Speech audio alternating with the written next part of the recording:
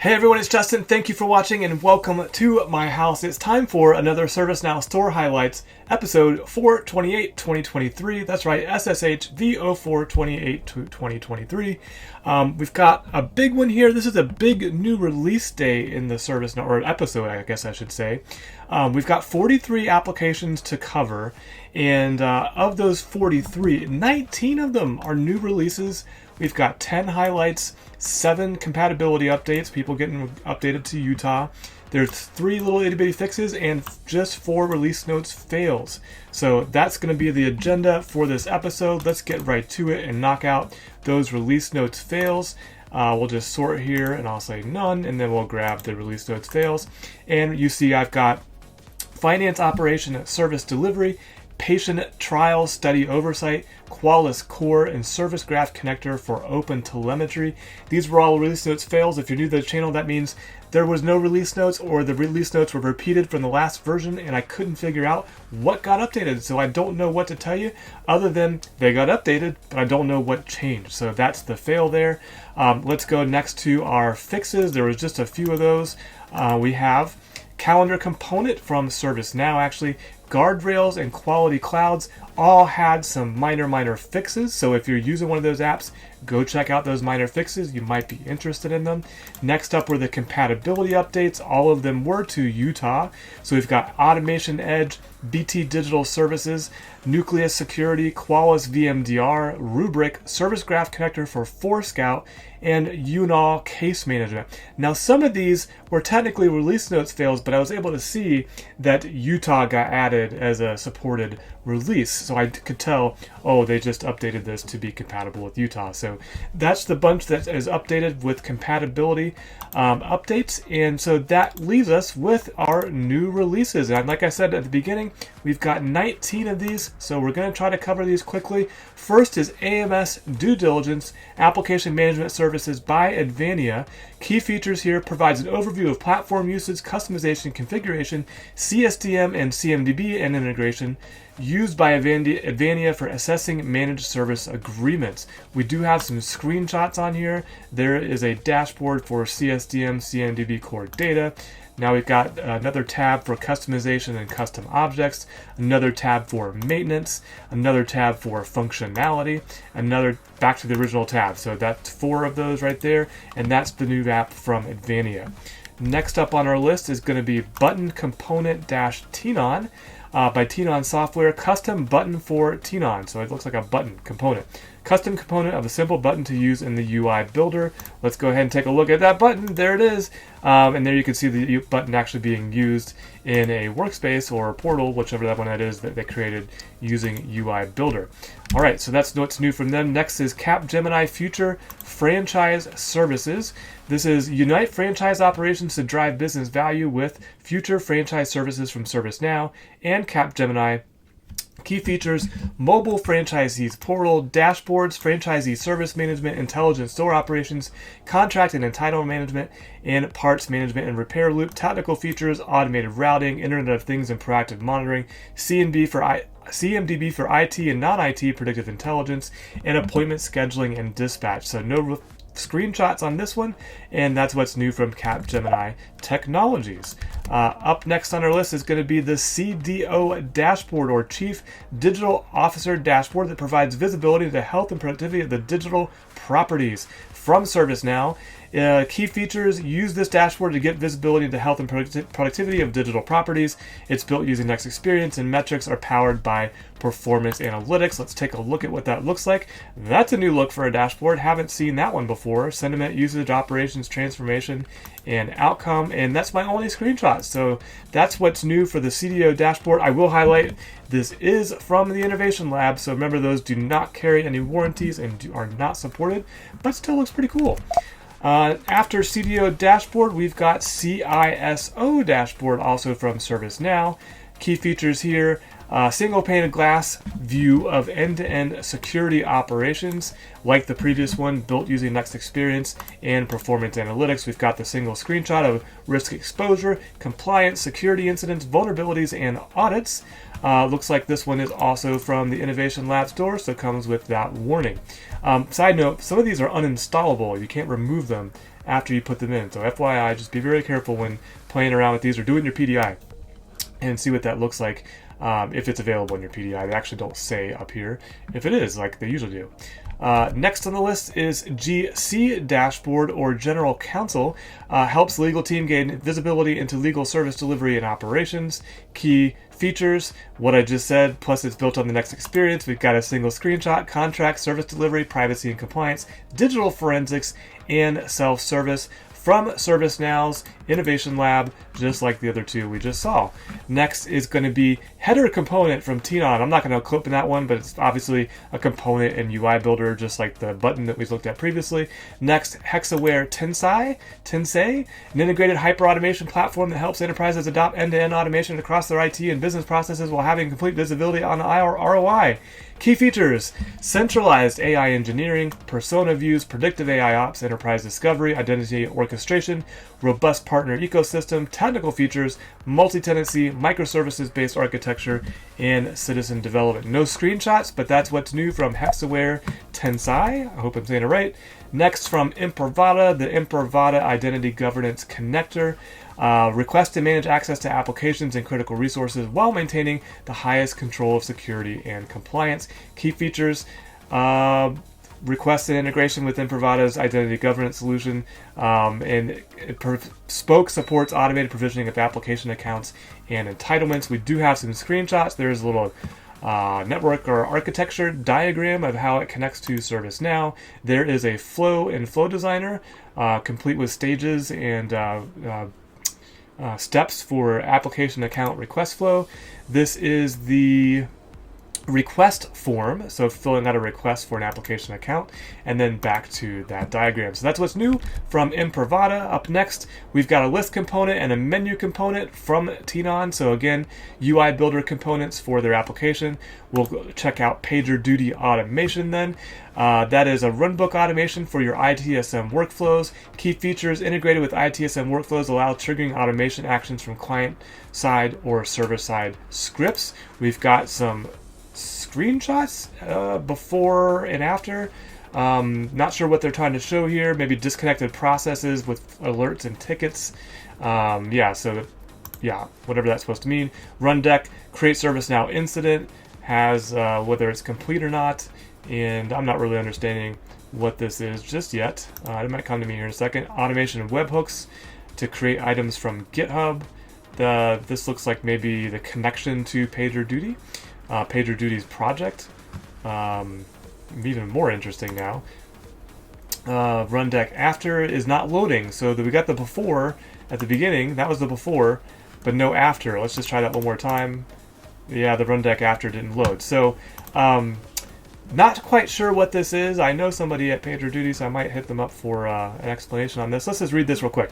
Automatically or manually trigger provisioning, diagnostic, and repair actions from ITSM workflows. Works with existing scripts or tools to enhance ticket information and automate repetitive tasks. ServiceNow ITSM plus PagerDuty Automation will help you have shorter incidents, fewer escalations, and a quicker turnaround time on service requests. So it requires Rundeck Enterprise. So this is an integration with some other product, Rundeck, and that is something I'm not familiar with, which might be why I'm so confused. But that's what's new from PagerDuty in the ServiceNow store. Next, ShipEase TRACK. We actually had ShipEase last week, so this looks like another new application. This is tracking shipments have never been easier.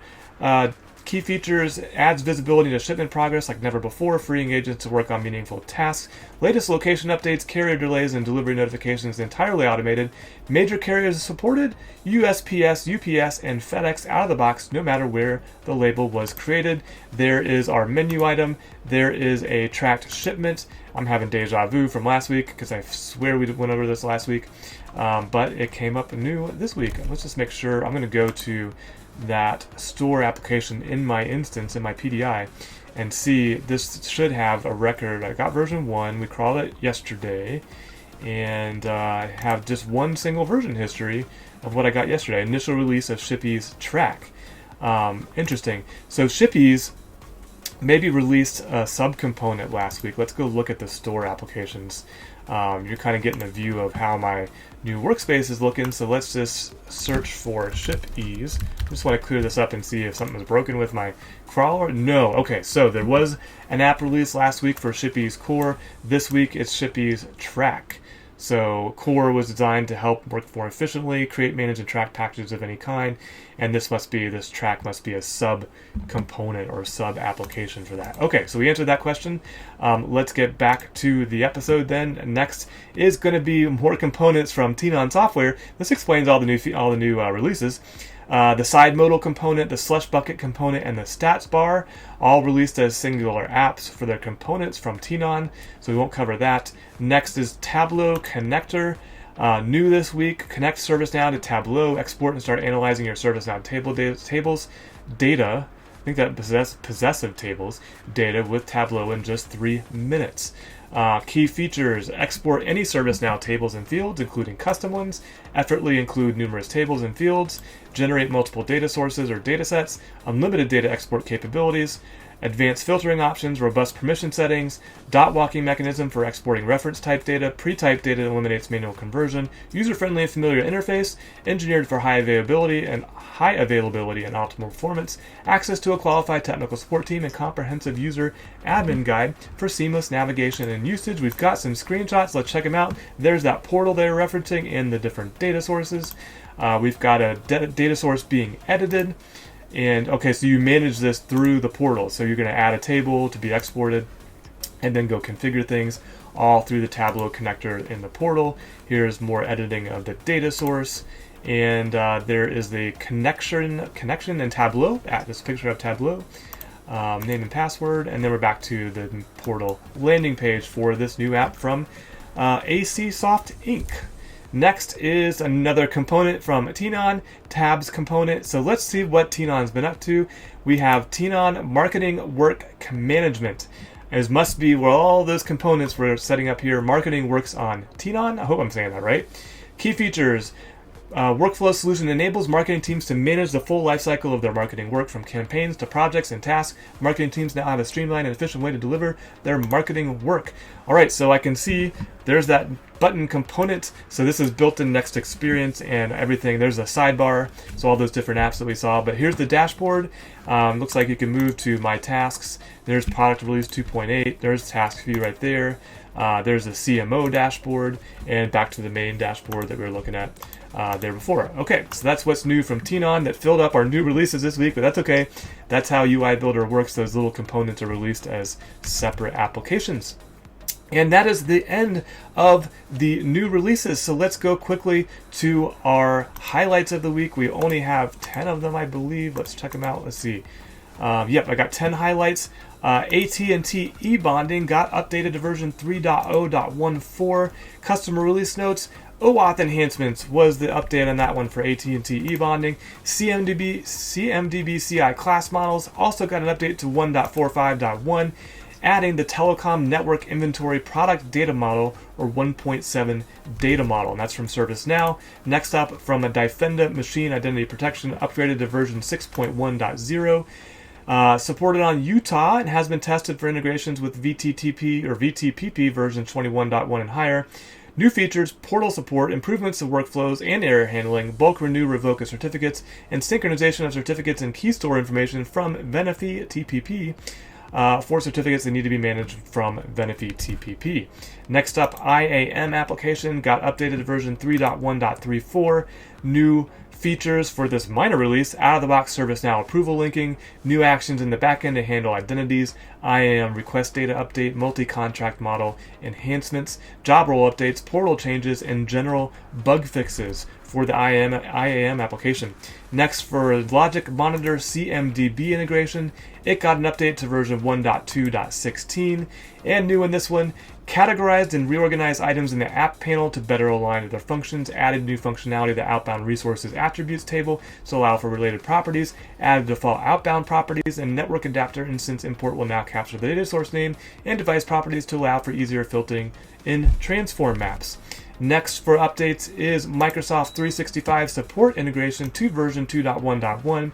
Disabled automatic creation of ServiceNow incident for advisory help alerts. It can be enabled in the service health settings, and updated default impact and urgency levels to low. Next, from Regology, we're at Regology Regulatory Intelligence to version 1.4.16, compatibility with Utah, and support to archive outdated authority documents and citations. Next up, SwissTool got updated to version 1.3.7, and new here, enhanced customer reference pop-ups in SwissTool forms for the Utah release, added fixed filter option in SwissTool data tables, added configurable widget option for disabling header options menu, and removed SwissTool application module visibility for role x_arcag_sak.user. Next, T-Systems Connector got updated to version 2.2.304. Some minor changes: a small bug fix for auto closure of silent incident results in an outbound error. A small bug fix for empty CIs should not be created if entries are not present for deletion. A small bug fix for unexpected customer ID changes on prod. An enhancement for fixed TSC log script to work as expected. Last on our highlights, Tanium integration core to version 1.2.6. Oh, wow, that's a lot of stuff. Tanium team, go. Well, you're the last one. We'll end on a high note. Added .init query get token async, refresh query with token, and query async methods to the gateway query util. Then it goes into detail on the first two methods and the third method. Added status field to Tanium action history table. Added Tanium update action status flow. There's a note about the flow. Updated the Tanium action util.kill process on endpoint method. Added more details to the test API gateway ATF or automated testing frameworks test tab. Updated API token refresh logic so the existing token will be rotated. This applies when rotating an API token using an existing token. Lots of back-end tweaks that should be transparent to any calling code, but which should result in improved performance and stability of many API calls, and improved and expanded upon in code method JSDoc. So that is our highlighted applications. Let's go again before we part ways. 43 applications in this episode. 19 of them were new releases, 10 highlights, 7 compatibility updates, 3 fixes, and 4 release notes fails. I hope you found this video helpful. If you did, please like, please subscribe, or share with somebody who you think might be interested in what got updated in the ServiceNow Store. And until next time, don't forget to always be learning.